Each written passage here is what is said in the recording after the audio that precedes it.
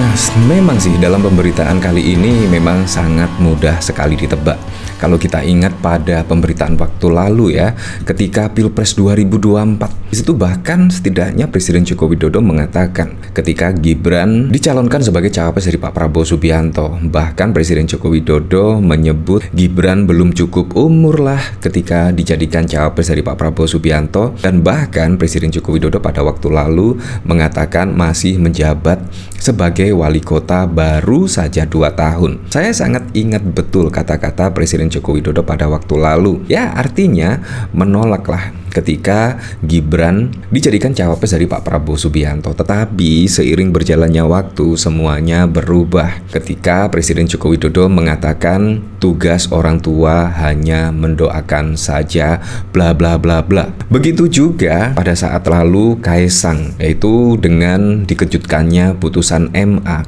Di situ pun masyarakat dan juga netizen-netizen beranggapan bahwa Kaisang akan maju di Pilkada serentak 2024. Dari pemberitaan pun juga menyebut Kaisang akan maju di Pilgub DKI Jakarta atau bahkan di Pilgub Jawa Tengah. Nah, pada waktu lalu juga saya masih ingat betul ya kata-kata dari Pak Mahfud MD. Bahkan kalau kita lihat dari sini, Pak Mahfud MD pada waktu lalu juga pernah berkomentar ketika ada bocoran dari Zulkifli Hasan, yaitu Kaisang, ya setidaknya Presiden Joko Widodo mengatakan tidak maulah intinya Kaisang maju pada pilkada serentak. Nah, di sini ketika ada berita seperti ini, yaitu Pak Mahfud MD bahkan setidaknya membalas, terserah saja, dulu juga bilang begitu. Di sini bahkan ada berita Jokowi tak setuju Kaisang maju di pilkada. Mahfud MD bahkan di sini tidak percaya dengan ucapan Presiden Joko Widodo. Terserah saja, dulu juga bilang begitu, tetapi kenyataannya ya tugas orang tua hanya mendoakan saja. Menurut saya juga betul, tetapi kan sebagai pimpinan negara seharusnya kan selalu konsisten ya dengan apa yang diucapkan pada waktu lalu, setidaknya menolak Gibran maju sebagai cawapres dari Pak Prabowo Subianto. Tiba-tiba seiring berjalannya waktu, tugas orang tua hanya mendoakan. Nah, begitu juga dari berita di sini, yaitu restui Kaisang maju di pilkada, Jokowi orang tua hanya mendoakan. Di sini menurut saya sama halnya yang terjadi pada Gibran pada waktu lalu. Belum cukup usia, setelah ada putusan MK, tiba-tiba tugas orang tua hanya mendoakan saja. Nah, di sini menurut saya juga sudah diskenario lah menurut saya di sini. Apalagi pada waktu lalu juga ada putusan MA yang setidaknya pelantikan minimum 30 tahun. Jadi bukan pendaftaran yang minimum usia Cakada di sini 30 tahun, melainkan saat pelantikan. Nah, menurut saya dari situ tepatlah, yaitu Kaisang pada Desember mendatang, yaitu tepat di usia 30 tahun, yaitu minimum usia Cakada pada Pilgub di situ. Nah, di sini memang skenario yang menurut saya berulang lagi. Pada waktu lalu juga Gibran usianya juga tidak cukup dan akhirnya oleh putusan MK tidaknya mengabulkan dan memberikan karpet merah, dan akhirnya juga Presiden Joko Widodo mendoakan.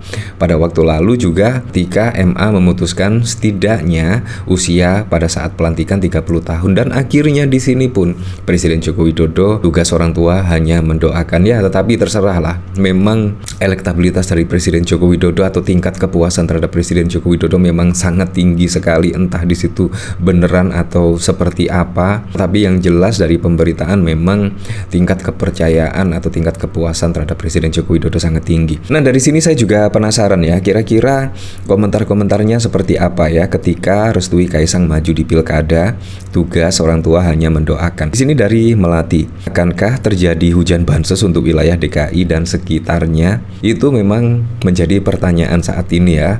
Apalagi kalau kita lihat rekam jejak dari Kaisang, tidak mempunyai pengalaman, bahkan juga pada saat lalu bisnis Kaisang bahkan ada 5 ya kalau tidak salah dari pemberitaan yang gulung tikar. Di sini dari Yanti, bapak yang baik memang harus begitu. Di sini dari Ambar Wardani, manusia yang dipegang apanya, hayo. Bansos mana bansos, ya banjir bansos. Di sini dari Kris, tugas orang tua menjadi teladan yang benar dan baik untuk berempati pada penderitaan, mengajari untuk tidak melakukan hal-hal yang salah, mendidik bersikap dan menghindari hal-hal buruk ataupun yang berpotensi konflik. Terakhir mendoakan setelah semua di atas dijalankan. Doanya, wahai para ketum parpol, aku memohon jadikanlah anakku calon kepala daerah. Rumus kebalikan sungguh terjadi ya warga.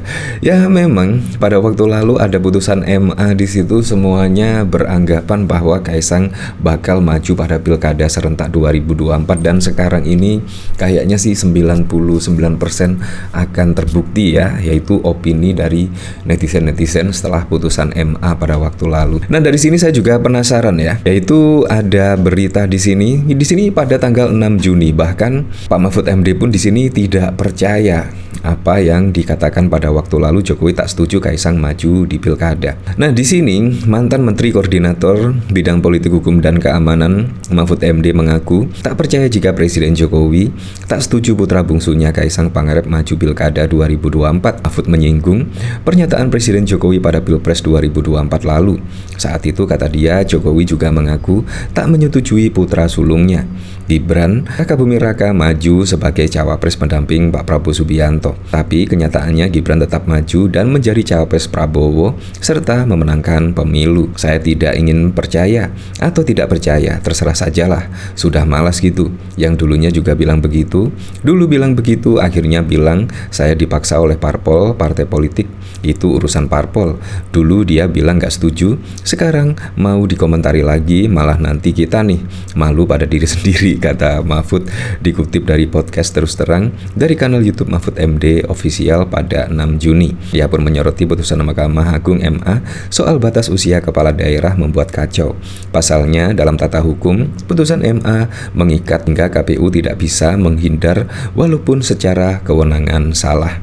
Oleh sebab itu, ini bukan hanya cacat etik, cacat moral, tapi juga cacat hukum. Kalau berani lakukan saja ketentuan pasal 17 Undang-Undang Kekuasaan Kehakiman yang menyatakan setiap putusan yang cacat moral saja, apalagi cacat hukum, tidak usah dilaksanakan. Ya, seperti itulah. Jadi memang pilkada di sini kemungkinan rasa pilpres ya. Soalnya hampir sama dengan apa yang dilakukan Presiden Joko Widodo pada saat yang lalu.